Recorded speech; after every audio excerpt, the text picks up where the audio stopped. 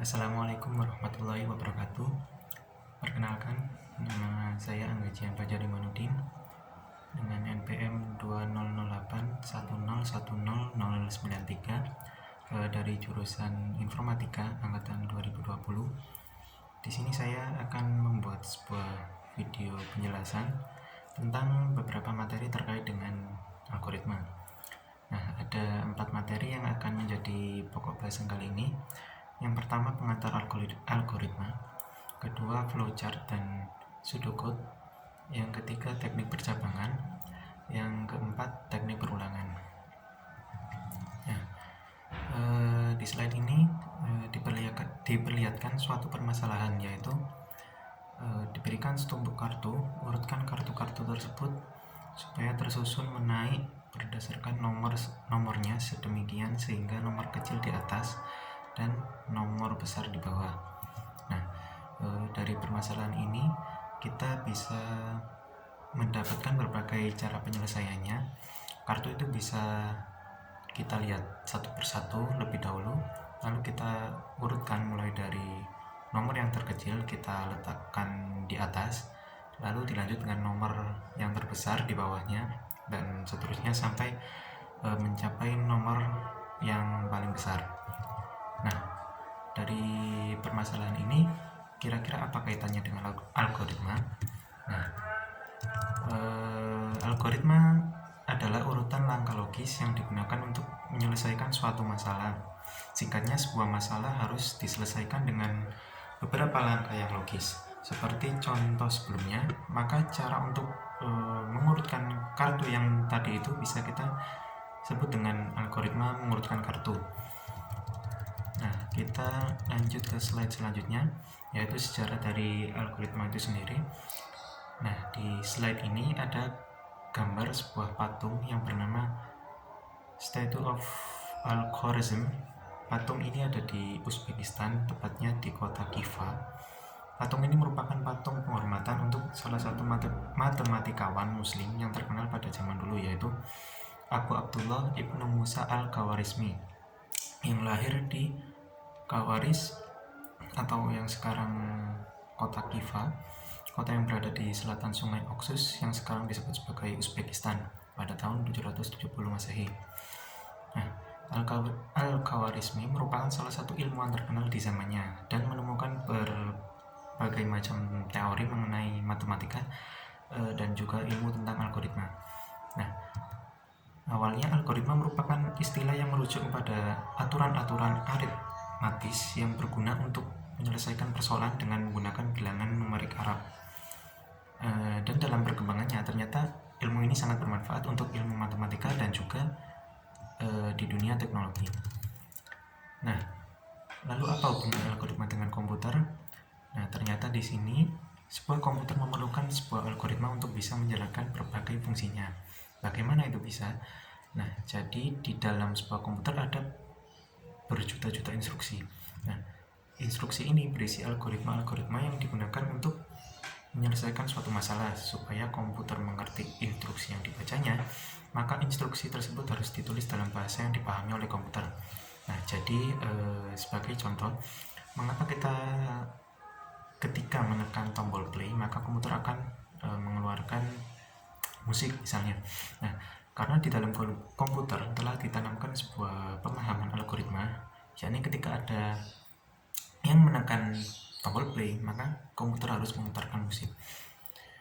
Nah, jadi algoritma yang ditulis dalam bahasa komputer disebut program, sementara bahasa komputer yang digunakan untuk menulis program disebut bahasa pemrograman. Selanjutnya adalah notasi algoritma. Notasi algoritma adalah kerangka-kerangka suatu program yang akan dibangun. Jadi disinilah kita menuliskan berbagai algoritma secara runtut.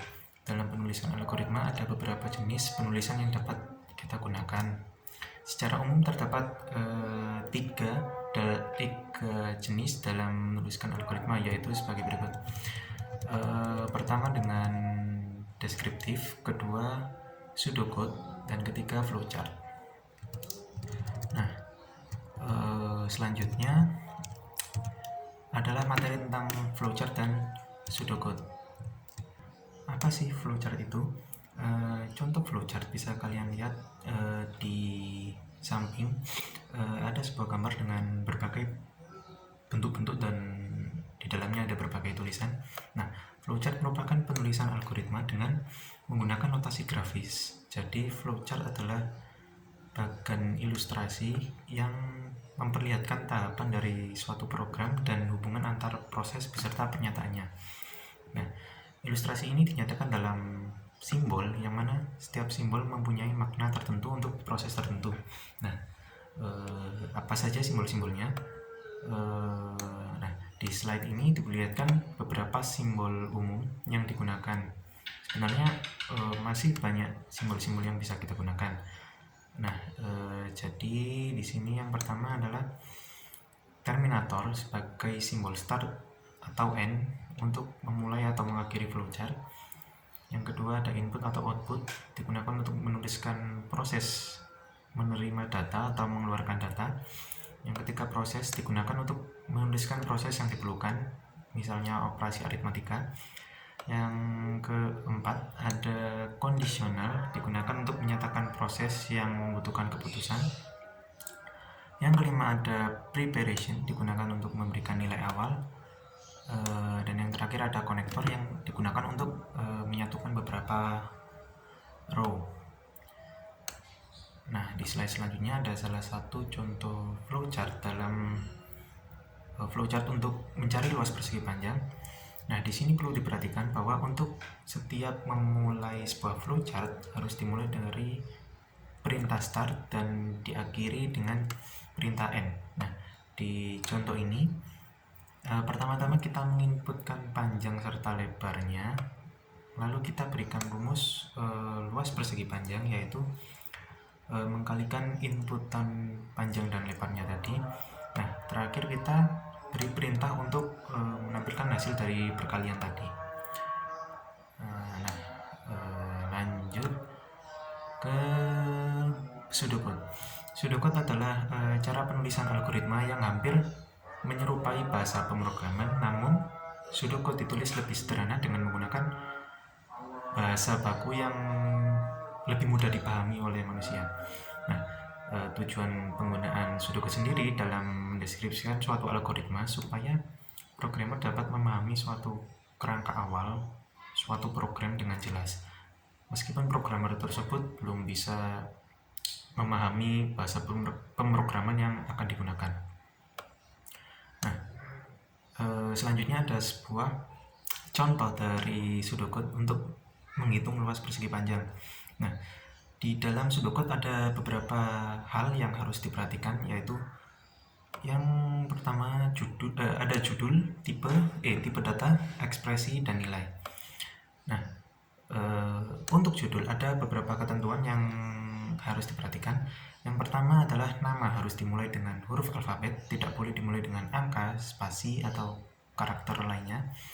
Yang kedua, huruf besar atau huruf kecil tidak dibedakan, jadi suatu nama ditulis dalam huruf besar atau huruf kecil itu dianggap sama. Yang ketiga, karakter penyusun nama hanya boleh huruf alfabet, angka, dan underscore, karakter garis bawah, nah dihitung sebagai sebuah huruf. Oke, selanjutnya tipe data. Ada beberapa tipe data yang bisa kita tuliskan, ada 5 macam, yakni tipe boolean, yakni bilangan logika, lalu tipe integer, yaitu bilangan bulat, lalu tipe real yang isinya bilangan real, lalu tipe char yang berisi karakter, dan tipe string yang berisi kalimat. Lalu lanjut ada ekspresi. Ekspresi adalah cara perhitungan. Di contoh kita bisa lihat bahwa untuk menemukan luas kita harus melakukan sebuah perhitungan, yaitu variabel panjang harus kita kalikan dengan variabel lebar. Dan lalu yang terakhir ada nilai. Nilai adalah besaran dari tipe data yang terdefinisi. Nah, nilai dapat berupa data yang disimpan di dalam konstanta, atau nilai dari hasil perhitungan, atau nilai yang dikirim oleh fungsi. Lanjut ke percabangan. Percabangan adalah suatu kondisi di mana sebuah instruksi tidak dijalankan secara sekuensial tetapi lebih berdasarkan pada kondisi.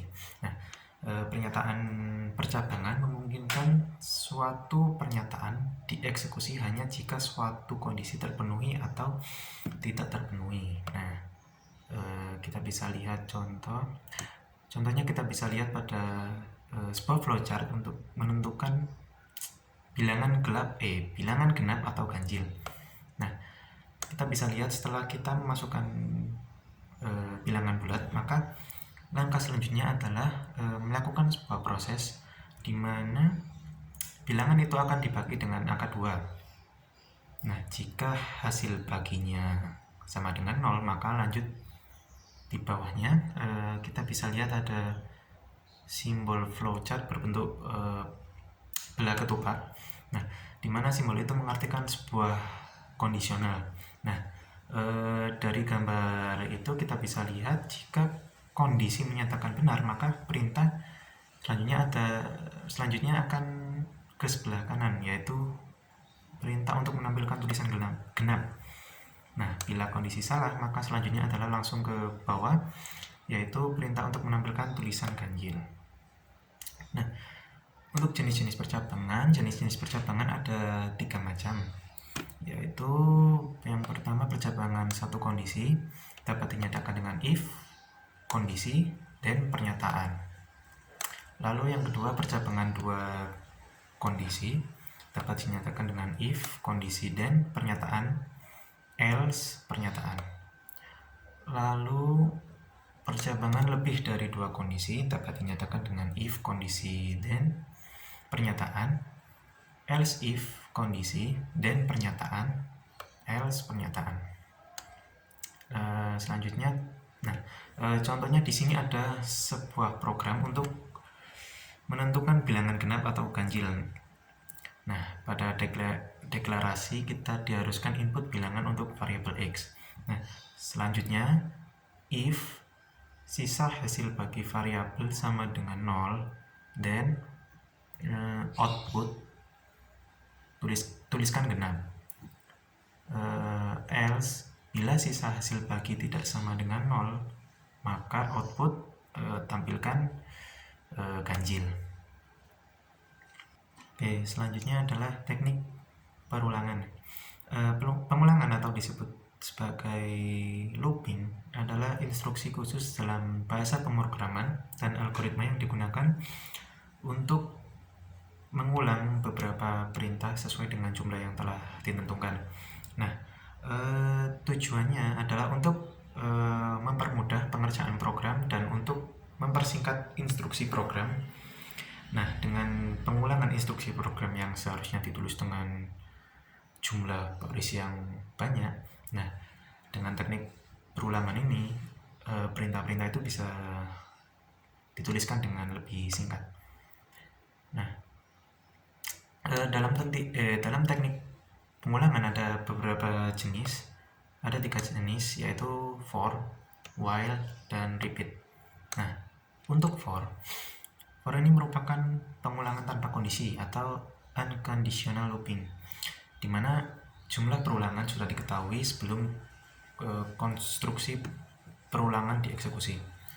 Nah, sementara while dan repeat atau yang bisa disebut sebagai perulangan dengan kondisi atau conditional looping, di mana jumlah perulangan tidak diketahui sebelum eksekusi program yang dapat ditentukan hanyalah kondisi berhenti perulangan. Nah, contohnya adalah program untuk mencetak angka dari 1 sampai 10. Nah, di sini kita memakai teknik perulangan for. Deklarasinya adalah for x 1 sampai 10, maka cetak x. Nah, jadi setelah program mencetak variabel x yang pertama yaitu angka 1, maka proses akan berulang lagi dari awal lagi dan terus berlanjut sampai sebuah kondisi x ini terpenuhi.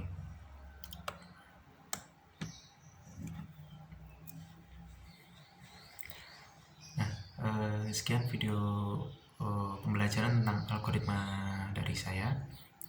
Apabila ada kekurangan atau kesalahan kata, saya mohon maaf yang sebesar-besarnya. Terima kasih. Wassalamualaikum warahmatullahi wabarakatuh.